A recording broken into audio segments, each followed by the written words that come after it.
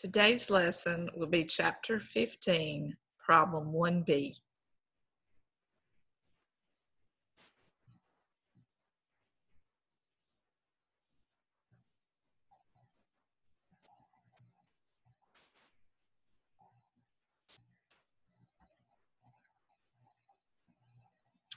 I'm sharing with you my Excel screen for Problem 1B in Chapter 15.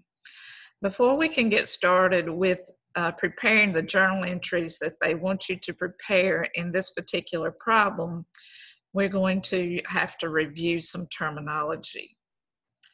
And so, first of all, what we're going to be doing in this chapter is we're going to be buying bonds. And when we purchase bonds as an investment in another company's, what we're going to have to do is to create an investment in bonds account. And the investment in bonds account will be an asset to us. So before we get started, you need to understand that when we are buying bonds as an investment in another company, we're going to debit the investment in bonds account because it is an asset account and it is going to be found in the category of investments on your balance sheet. You might remember from Accounting 120 that when we prepare a balance sheet, we break our assets down into current assets, plant assets, and now we've got another category that we're calling an investment for recording assets that are investments in other companies. In this particular chapter, we're going to be talking about buying bonds of other companies as an investment, and we're going to also be talking about buying stocks in other companies as an investment. It's exactly opposite of the last chapter that we just did, where we were actually the corporation that was issuing the bonds. In this chapter, we're going to be on the other side of the fence, and we're going to be the investor, and we're going to be buying bonds in another company, or we could buy stocks in another company as an investment. If you are buying bonds as an investment, you can buy the bonds on a short-term basis, planning to not hold them for longer than a year, or you can buy bonds for a long-term basis, planning to hold those bonds for many years. So on your balance sheet, they can be classified in different areas. If your intent is to trade the bonds regularly within a year, then they will become current assets. If our intent is to hold on to the bonds for a long period of time, then we will treat them as non-current types of assets, which means that they can go into the category of investments on our balance sheet. When we buy bonds, sometimes we purchase bonds between interest payment dates. When this happens, the buyer must pay the amount of the bonds that they purchased plus any accrued interest since the last interest payment date. They will also have to incur any broker's fees, and these will be added to the investment account. So you're not only going to put the purchase price of the bonds in there, but if there was any accrued interest, that would be added to the cost of the bond. And if there were any broker's fees that were charged for handling the transactions, these too would be included in the cost of the bonds. because sometimes we buy bonds between interest payment dates, we'll have to add the interest back to the cost of the bond. And then later on, when the interest is going to be paid to us, we will receive that amount of interest in full on the interest payment date. So the interest that has to be accrued when you're purchasing the bonds, because the seller has earned the interest until the date of the sale, but on the interest payment date, the buyer will be reimbursed the accrued interest when the interest is paid. So let's look at some examples of where these things have actually happened. What they want you to do in this problem is record journal entries. So in the first journal entry that they wanted you to record, it actually happened on April the 1st. We have purchased 90,000 of Smoke Bay 6% 10-year bonds at their face amount plus the accrued interest of 900. The bonds are going to pay interest semi-annually on February 1st and August 1st. Notice that April 1st is between February 1st and August 1st. So that's why we have to pay the company that we're buying the bonds from the face amount of the bond plus any accrued interest. So on our books, on our journal, we're going to record the investment in Smoke Bay bonds, which is an asset account. That asset account is going to be increasing by the amount of $90,000. We always, when we're looking at the investment account, we're going to debit the purchase of the investment for the face value of the bonds. The face value of the bonds that we bought are $90,000. But when we are buying bonds, if we purchase a bond between an interest payment date, as we did on April the 1st, we have to accrue any interest from February 1st to April 1st. And so the interest rate on these bonds is 6%. So 90,000 times 6% times 3, and that would be from February, March, all of February and all of March. It'd just be 2 months interest that we would be accruing there. In this problem, they gave you the $900, but you could also find that interest receivable by, again, taking the amount, and I'll show it to you out here to the side.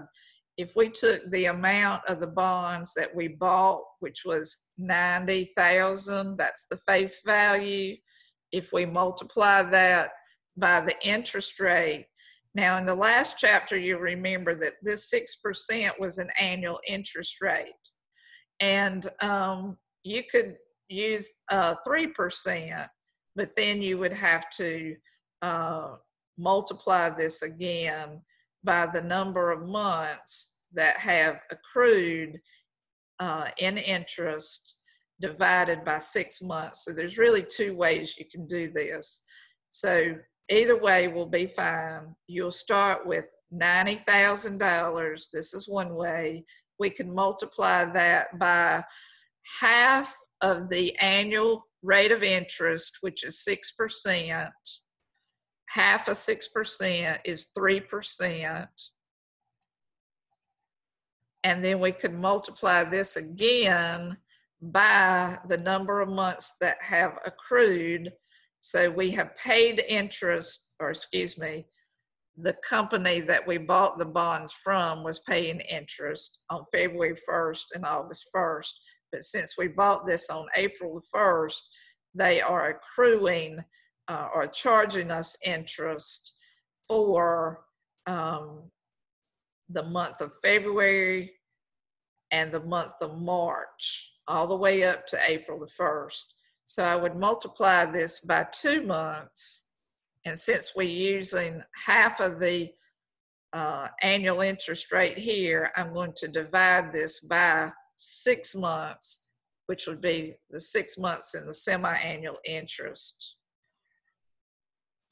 And so that would give us, if I had this formula written in here correctly, $900. So when you fix the formula, it will make it $900. And that's how they got the interest receivable. You didn't have to worry about calculating the interest, but this is one way to determine it. Or you could have, and I'll just show you another example here. If you put in the investment amount of $90,000, the face amount, you could have multiplied this by the annual interest rate, which was 6%.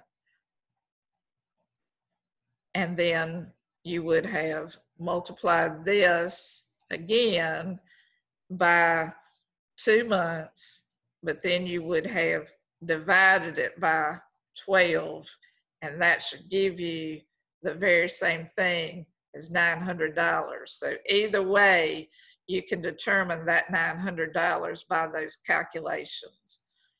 But technically, since they gave us the $900 that was accrued, we know what the amount is. We did not have to figure it like I showed you here. So I'm going to delete this off of here because you really don't need this. But what you will need in Cengage is to know what the debit is to. The debit is to the investment in Smoke Bay bonds for $90,000. The interest receivable would be debited here because at the end of the first semi-annual interest payment date that you're going to be paid back the interest that was accrued is going to be on August the 1st. But right now, what we're having to do is we're having to pay not only the face amount of the bonds, but the accrued interest. So we add the two of these together to get the cash amount. The accrued interest is the interest receivable amount. When we look at the next transaction, which is on May 16th, we have purchased 42,000 of geothermal companies, 4% annual interest rate, 12-year bonds at their face amount, plus the accrued interest of $70. They gave us the accrued interest just like they did in the previous problem. So all you're having to do basically is record your debits and your credits in the journal entry. You will debit your investment in geothermal bonds for the face amount of $42,000. You will debit interest receivable for the accrued interest of $70. And again, this is because you bought it between an interest payment date. Notice the interest payment dates are May 1st, and you bought this on May 16th. So they accrued the amount of interest for 16 days, and they got $70 as the amount of the accrued interest. What you have to do when you're buying these bonds is you have to pay that accrued interest at $42,070. We're going to add our face value and our interest together to get the credit amount to the cash account for $42,070. Now, when November 1st rolls around, we will get paid back this interest. So it's technically, it's like we're paying the company up front, and then they're going to reimburse us for a 6-month interest payment. This is exactly what happened on August the 1st. we received the semi-annual interest on the Smoke Bay bonds. So we're going back up here to the Smoke Bay bonds. The semi-annual interest would be calculated for 6 months. And so as you can see here, what I did is I took the face amount of the bonds, which was $90,000, which was at cell address C8, $90,000. We're going to multiply it by half of the annual interest rate, and that gives us the 6 months interest that we will be receiving from that company. So our cash is going to be debited for 6 months interest here. Our interest receivable, you'll notice, is credited for $900. That's because when we bought these bonds, we bought them in between an interest payment date, and this interest receivable here has to be credited to get rid of it. And then the difference is the actual amount of interest revenue that we've earned. So we've really earned 2 months of interest, 4 months of interest at August the 1st. So in other words, the interest revenue would be calculated by taking the amount of time from April the 1st when we bought the bonds to August the 1st, which is 4 months of interest. And another way you could get that is through the plug figure here. And so if you're receiving cash of $27,000 for 6 months interest, you've got a credit to your receivable for 2 months interest. The difference between these is $1,800. That's your plug figure, which represents 4 months of interest that you have actually earned. And it looks like I got this spelled wrong. REVENU.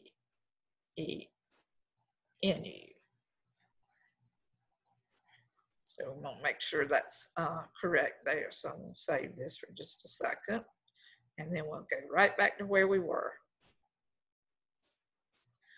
Now, on September the 1st, we sold 12,000 of the Smoke Bay bonds at 101%. This is stated as a percentage here, plus the accrued interest of $60.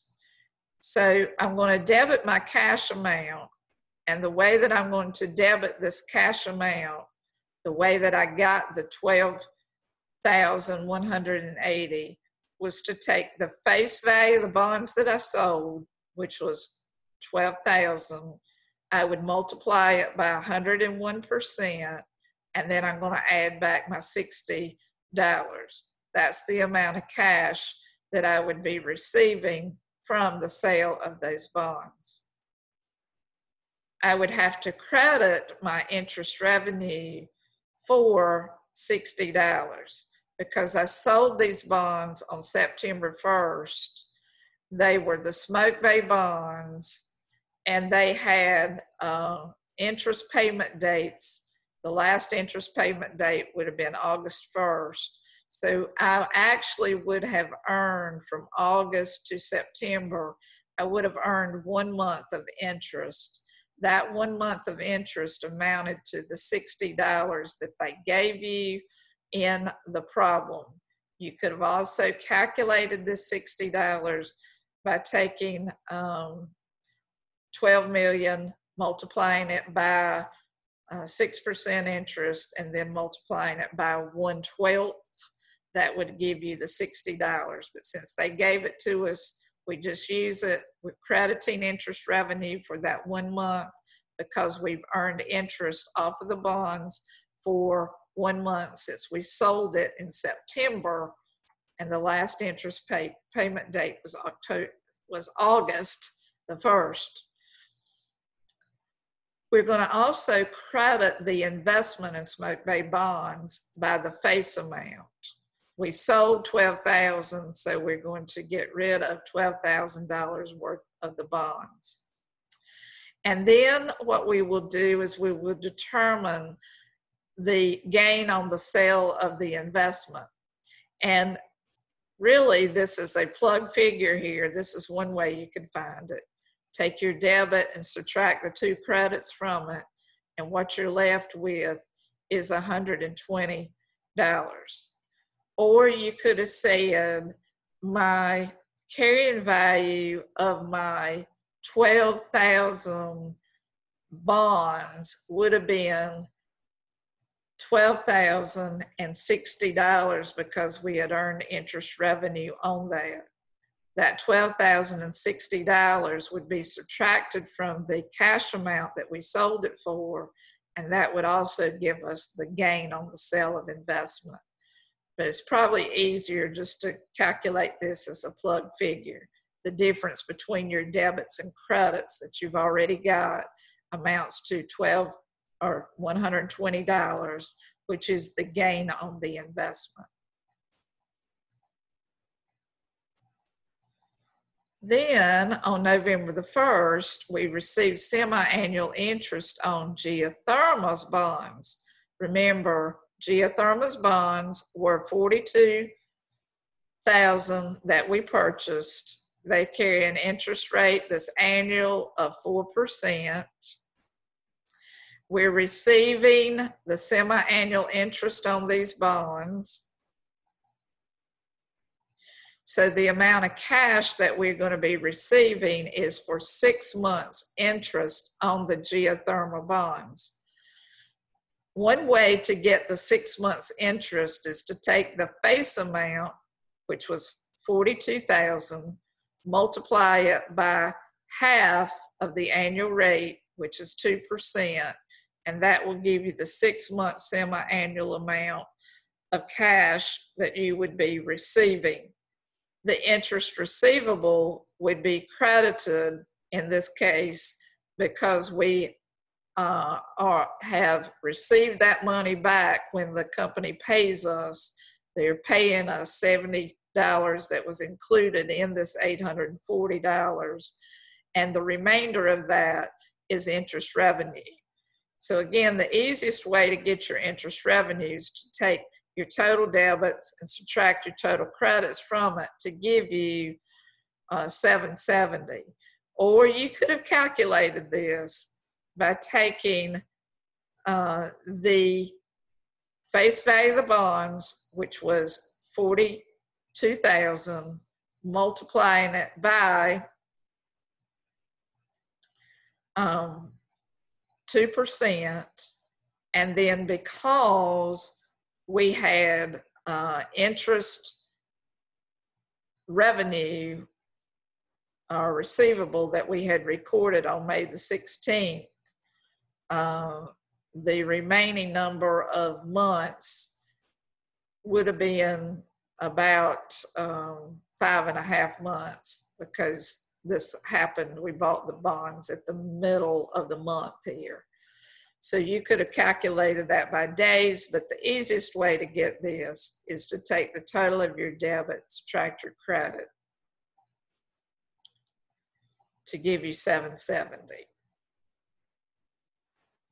Then on the next transaction, we're accruing interest again at December 31st for the Smoke Bay bonds. And you have to remember that now we don't have the full amount of the bonds left. So what you would have to do is you would have to determine this $1950 of interest receivable. They gave it to you in this problem, so you could just plug it in as $1950 as I've done here. But you could also have calculated that, but what you would have remembered to do was to subtract the amount of the Smoke Bay bonds that you sold, which was $12,000, from the $42,000. And what is left, you would multiply that by half of this, which would be 2%, and then you would have to figure out what the remaining days of interest were. They gave it to you so that you wouldn't have to calculate all this amount, and so all you're doing is basically accruing interest at December 31st.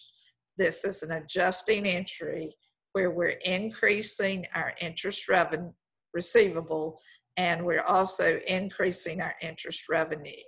The amount was $19.50. That's what they gave us. So on the balance sheet date at the end of the year, we have to determine how much revenue was earned during this period of time on the bonds that we have bought as an investment. And since we're talking about the Smoke Bay bonds, we've earned an additional amount of interest during this year, even though we are not receiving this interest in this journal entry. We will receive it next year when the next interest payment will be made. So this is an adjusting entry to bring our accounts up to date at the end of the year so that we can prepare financial statements correctly. Interest receivable would go in as a current asset on our balance sheet. Your interest revenue would go in the income statement as other revenue. On December the 31st, the next journal entry, they're telling us that we have accrued $19.50 of interest on the Smoke Bay bonds. Again, when we're doing an accrual, this is an adjusting entry. We would debit our interest receivable for the $19.50 that they gave us, and we would credit our interest revenue for $19.50. So this is the very same accrued entry that we talked about just a minute ago. We also are going to accrue the interest on December 31st for geothermal bonds in the same manner. We will debit interest receivable and credit interest revenue for the amount of interest that we've earned at the balance sheet date. And that's all of the journal entries for year one. Then we're going to start with year two. On February the 1st, you'll notice that we received the semi-annual interest on the Smoke Bay bonds. So in order to make the calculations for that, what we would have to know is that cash is increasing by the amount of the interest payment that we would be receiving. Because we sold some of our Smoke Bay bonds, we originally bought 90,000, we sold 12,000. We have 78,000 left that we would multiply by 3%, which is half of the annual interest rate. And that will give us $23.40. That's what we're debiting to the cash amount. Our interest receivable would be credited for the interest receivable that was on the Smoke Bay bonds. Notice that came from the first December 31st entry of year one. This amount right here, $19.50, is where we're getting the credit to the interest receivable.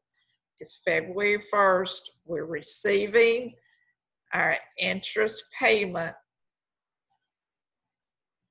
from Smoke Bay, so our cash is increasing.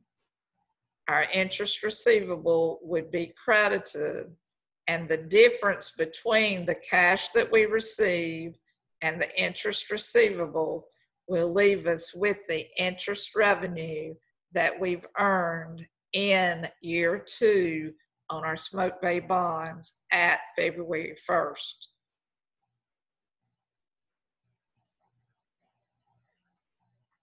On the next journal entry, which is May 1st, we are receiving the semi-annual interest on the geothermal bonds.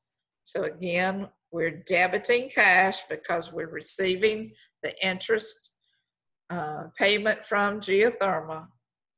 The amount of cash that we're receiving is $840.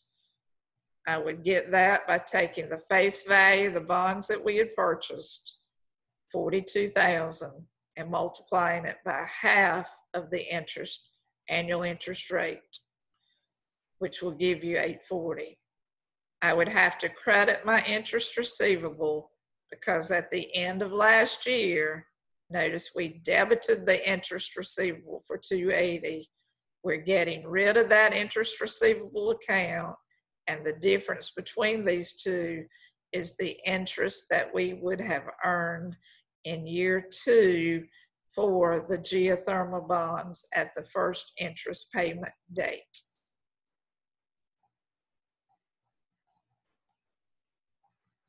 There's a second part requirement to this problem, and it comes in the form of a question.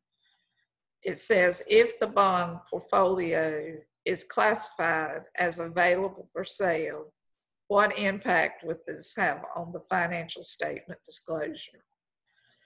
All right, bonds can be sold as temporary investments or available for sale investments or held to maturity investments. It depends on what management wants to do with the bonds as to how they are classified. If it's available for sale, that means that management is just holding on to those bonds, not for the whole life of the bond. Maybe they might get rid of the bonds, they might sell the bonds if they need money for the company, but they're not exactly short-term investments, they're not exactly long-term investments unless we know what the intent of management is. So in this case, we're classifying them as available for sale investments, which just means that if we are classifying them as available for sale, they are not temporary investments and they are not going to be held to maturity types of investments. So in this classification, what we do on the balance sheet is we value these investments at their fair value. So when you're answering this question here, if the bond portfolio is classified as available for sale, what impact would this have on the financial statement disclosure? If the bonds are classified as available for sale security, then the portfolio of the bonds would need to be adjusted at fair value. Portfolio just means that's the whole group of investments that you have in other companies' bonds, and you would have to bring them up to fair value. This would be accomplished by using an account that we call valuation allowance and an unrealized gain or loss account. If these securities had been classified as trading securities, we would have used an unrealized gain or an unrealized loss account. The accounts would be separate. They would not be combined together as they are with the available for sale securities.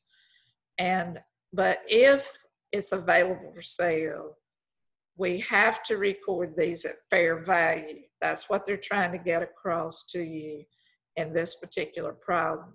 So at the balance sheet date, we would determine the market value, the fair market value of our investments.